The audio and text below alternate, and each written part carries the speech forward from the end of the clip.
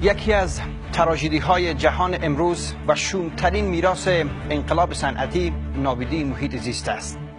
رشد انفجارگونه جمعیت انسانی و تولید و مصرف انواع مواد طبیعی و مصنوعی آنچنان چهره زمین را دگرگون ساخته که طبیعت قدرت بازسازی آن را از دست داده است. روند تخریب محیط زیست و بی‌توجهی به آن در کشور ما نیز در سالیان اخیر آنچنان شتاب گرفته که اگر این روند متوقف نشود در آینده نه چندان دور بحران بسیار جدی دامن ما و نسل‌های آینده را خواهد گرفت. اما متاسفانه چنان دولت داریم که با این همه فاجعه خم بر ابرویش ایجاد نمی شود و در کنار این دولت آنچنان مردم هم داریم که ذره‌ای به فکر این همه فجایع چون فاجعه محیط زیستی نیستیم. کاش تنها در فکرش نمی بودیم که خود به دستان خود هر روز داریم چهره این شهر و جغرافیا را مبدل به یک ویرانه می کنیم. باز انتقادهای ما هم بلند است. ما براستی مردم عجیب و غریب هستیم. خوب بلد هستیم نقد کنیم. شکوه و شکایت کردن در رگ‌های ماست. شکایت کردن خوب است، ولی آن زمان منطقی است که ما هم حداقل کار کرده باشیم. بیایید از خود بپرسیم چه کردیم برای این وطن؟ همه نگاه ما نگاه پروژه‌ای بوده. مشکل هم پیش آمده وطن را ترک کردیم. کار بیش از آن که بنیادی باشد نمایشی است. بیایید بپرسیم آیا روز شده که نشسته باشیم و تحقیقی و پژوهش روی مسائل مثل محیط زیست کرده باشیم؟ روز بدون توقع و انتظار در کنار هم نشسته و فکر و چاره‌ای برای مشکلات این وطن اندیشیده باشیم؟ نه. حقیقتش این است که نکردیم این کار را. باز در این شب و روز شکایت ها هم بلند رفته است که نمیدونم همه مریض و بیمار گشتیم، فضای شهر به شدت آلوده است، در هر خانواده نمیدونم چند نفر دچار سرماخوردگی و آلرژی شدن. درست است که شده و باید هم بشود. وقت ما تکان نخوریم و نمیخوریم باید چنین باشد. همان گفته خوب صدق میکند که بجای شکایت از تاریکی بیایید شمع بیافروزیم، ولی کاش این توان در ما شکل بگیرد. از هر طرف ویران هستیم ولی ما چنان آرام نشسته ایم که گویا یکی از بهترین سرزمین های ایدئال این دنیا هستیم. مگر از این بدتر دیگر چه بشود؟ بحران فقر در همین کشور است، نابرابری در همین وادی است، بیکاری، آسیب‌های اجتماعی، بحران اعتیاد، مهاجرت‌ها. باز در گزارش UNDP فقیرترین کشور ما شدیم، بدترین کشور برای زندگی ما انتخاب شدیم، عقب مانده ترین کشور ما هستیم. فساد همینجا. خلاصشی که هرچی بدبختی از نصیب ما شده. حالا چی میگویید؟ مقصر کیست؟ درست است که بخش از آن به عهده دولت است، ولی ما هم به عنوان یک ملت و شهروند مسئول هستیم. حتی آب آشامیدنی ما هم در کنار هوای ما آلوده است. منابع زیرزمینی و آبهای سطحی هر دو آلوده گشتند. کسباب هم فاضلاب‌های شهری، آلوده کننده های صنعتی که اکثریت آن از بی‌توجهی ماست موجب آلودگی آبهای ما است. حتی بارانهای ما هم باران نیست. آن باران شاعرانی که میگویند زیبا و پاک است، ولی در این جغرافیا حتی باران نیست. این بارانها همه اسیدی و تیزابی شدند. در قدیم الایام میگفتند زیر باران بیستید تا موجب رشد مویتان شود، ولی حالا این کارا نکنید چون موجب مو رفتن شما خواهد شد.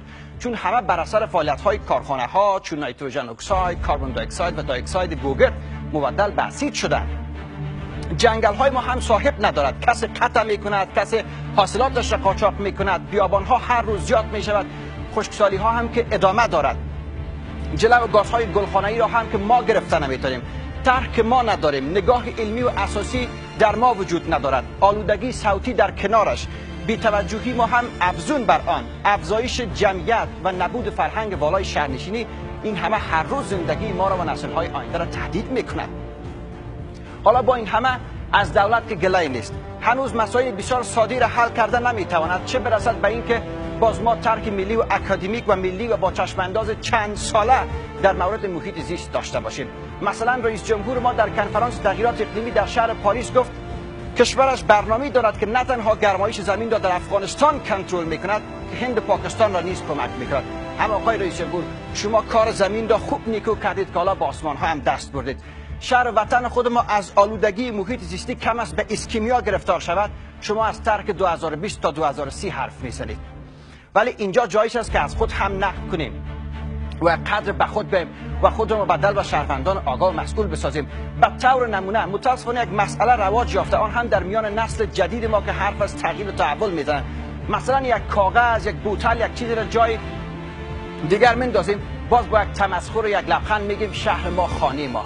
باز به خاطر که خود را به نوع تبرئه کرده باشیم میگیم هی با این یک کاغذ و یک بوتل کجا شهر چتل خواهد شد. ولی عزیز، این کار یک شهروند، یک انسان آگاه نیست.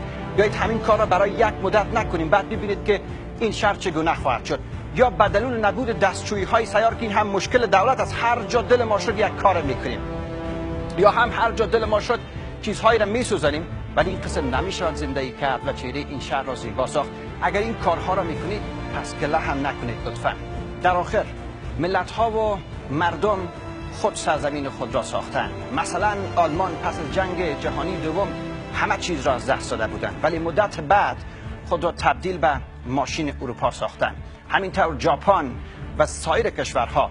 پس لطفاً بیایید ما هم یک قدر به خود بیم و حرکت کنیم تا موجبات رفاه و عزت این کشور را بگذاریم. و نکته آخر، حتما میگین خب این مقدمه هم سراپا نقد بود دیگه، در حالی که در اول گفتیم باید نقد نکنیم. نه، راه حل هم وجود داره. کشورهای دیگر نشست‌های ملی دارند، دانشگاه‌ها پژوهش‌های ملی انجام میدهند، رقابت‌های علمی وجود دارد برای اینکه از دانش خوابیده که در درون حصارهای صنف‌های دانشگاه است، ما باید پل بزنیم بین دانشگاه، بین صنعت، پل بزنیم بین دانشگاه، بین محیط زیست، تا حداقل یک چرخی جدید از تحول و ایده و تکنولوژی را با هم یک جا بکنیم، تا حداقل کارش بتونیم برای وطن و محیط زیست انجام بدیم.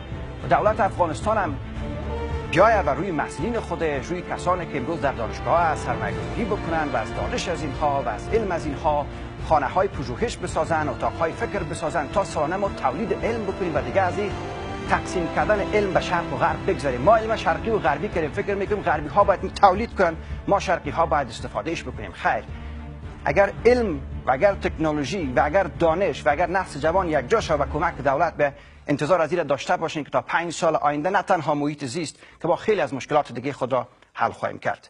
من عنایت مدرس هستم.